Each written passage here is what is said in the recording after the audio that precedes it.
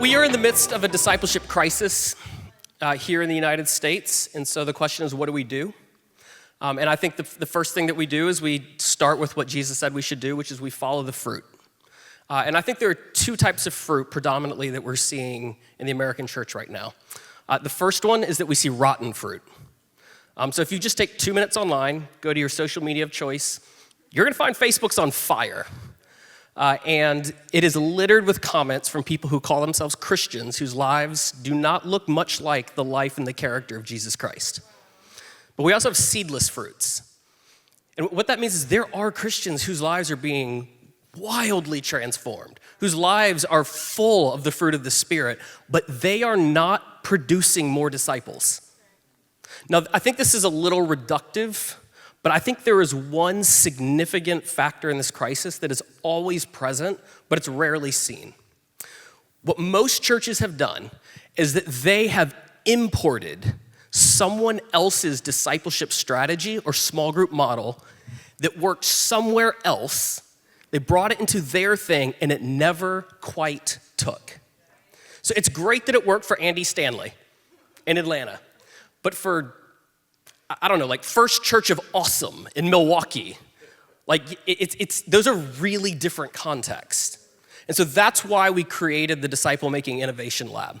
So in the lab, churches are gonna create a custom-made discipleship model that is tailored to their church's unique DNA.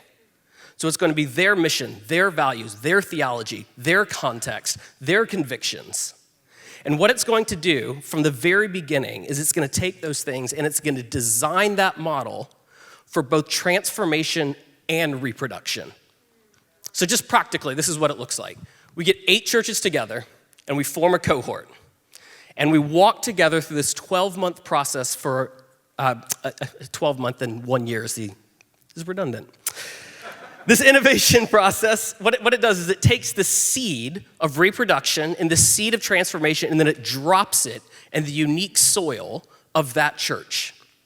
And what churches walk away with is a homegrown model that looks like them, smells like them, breathes like them. And what we're seeing is that the results are starting to speak for themselves. So the first beta that we started, it started with 6 people.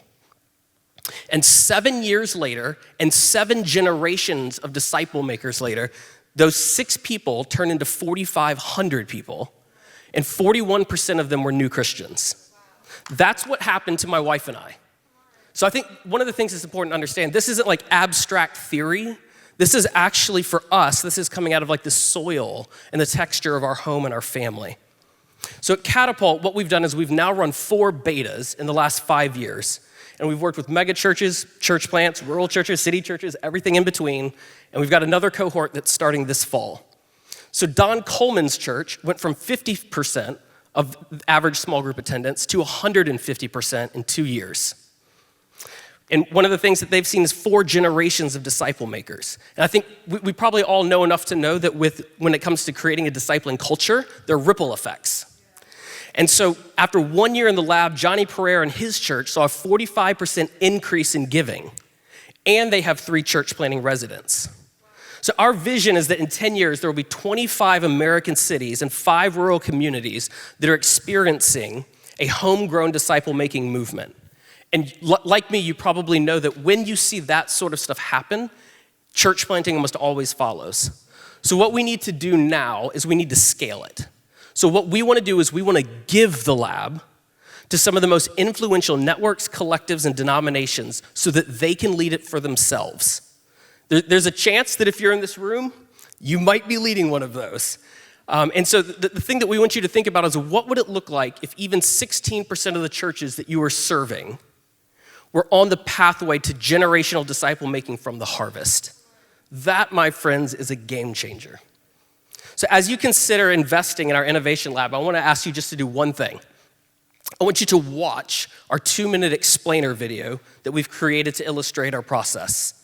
So all you have to do is you can come to our booth or you can come to our Q&A. We've got QR codes that we'll pass out for everyone like candy on Halloween.